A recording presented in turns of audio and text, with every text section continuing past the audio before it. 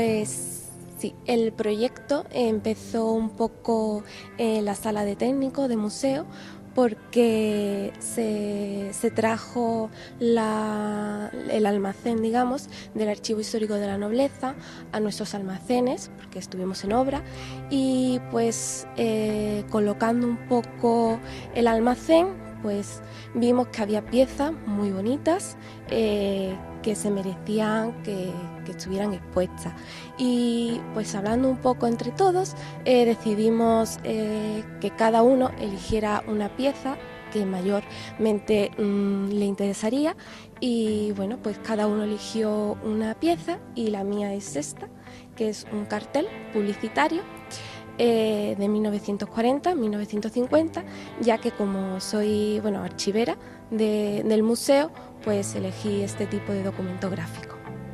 Pues es una sastrería llamada Gallardo, ubicada en Tetuán, en el número 5 de la calle Prim.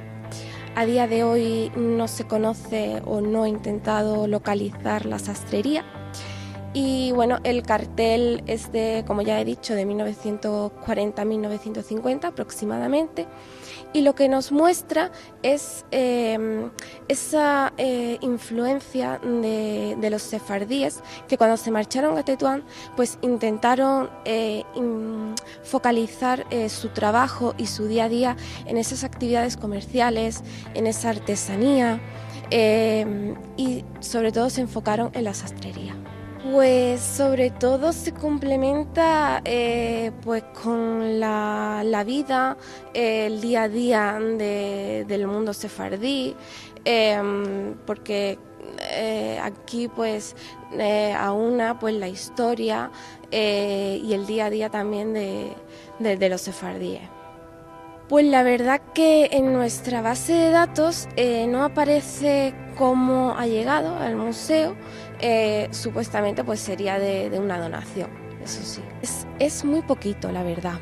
Es un archivo histórico formado mayormente por donaciones, y el otro archivo es un archivo más bien administrativo del día a día del museo, y también tenemos un archivo fotográfico.